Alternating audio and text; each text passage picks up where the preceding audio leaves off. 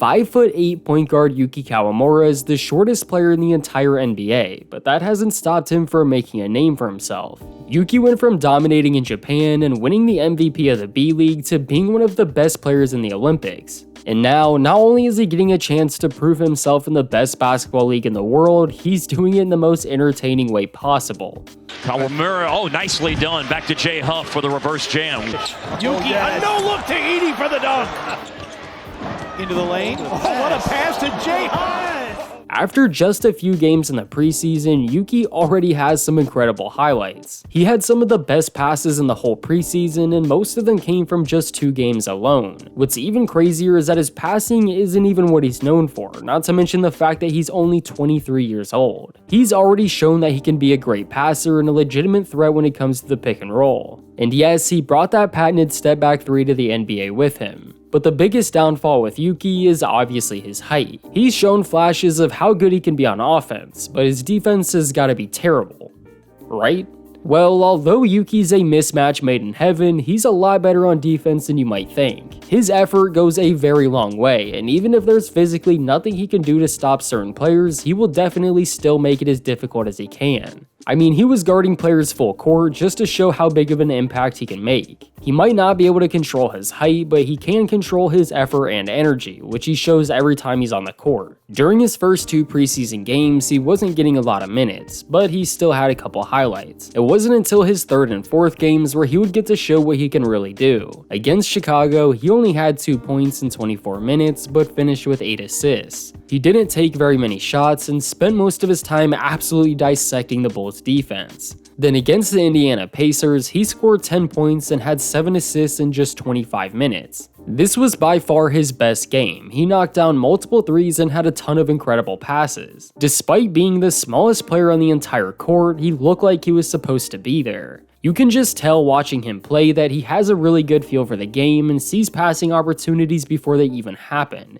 15 assists in 2 games to just 4 turnovers as a 5'8" guard is not normal, especially in today's NBA. Nowadays, it feels like every new top prospect is over 7 feet tall, but Yuki is the complete opposite, which is refreshing. There have only been 2 players in the last 20 years to make it to an NBA court at 5'8" or under. It's pretty clear that the odds are not in his favor, but he hasn't backed down at all. And it's not just the fans buying into the hype. The Memphis Grizzlies literally signed him to a 2-way contract, which basically means he'll be playing with the Grizzlies and in the G League for the rest of the season. It's not quite a full roster spot, but it's the next closest thing. Each team gets 15 roster spots and just 3 2-way contracts. So that means the Grizzlies believed in him enough to earn one of those 3 contracts. And he's already become one of the team's fan favorites. Yuki's height alone makes him easy to root for, and Ja Morant is like his biggest hype man. Also, it's only right that he's playing on the same team with the tallest player in the league. They even recreated the Muggsy Bogues and Manute Bol picture. But the Yuki hype train has been going on for a while. He was already popular in Japan, but became a pretty well-known name when he got to play in front of the entire world at the Paris Olympics.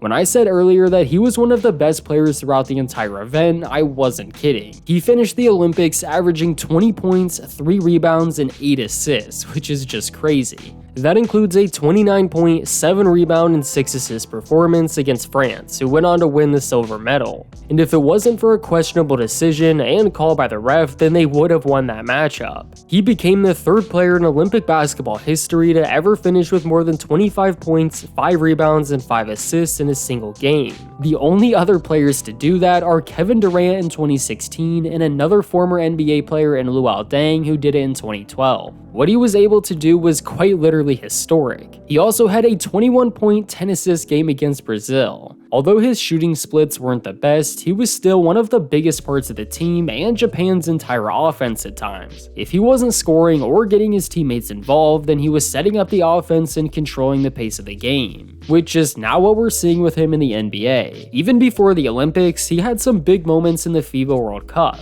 like during one of their games against Finland, where he scored 15 points in the 4th quarter alone to give Japan its first ever victory over a European team. A lot of what makes Yuki a great player player honestly doesn't even show up in the box score. His effort and IQ is off the charts, and it kinda has to be due to his height. But it's what makes him so fun to watch. It's literally watching a master of his craft do what he does best. And although some of the best parts of his game don't count towards his stats, he can still fill up a box score. Before the NBA and the Olympics, Yuki played in the biggest professional basketball league in Japan called the B-League. And if you thought he was good in the preseason, he was a whole nother player in Japan. He started playing in the B-League at just 18 years old, which made him the youngest player to ever play in the league. He continued to get better and better every year, and even won MVP of the entire league in 2023. Yuki finished that season averaging very similar numbers as he did throughout the Olympics. He averaged 21 points, 3 rebounds, and 8 assists throughout 56 total games, which makes it even more impressive. That includes 2 40-point games and 12 30-point games.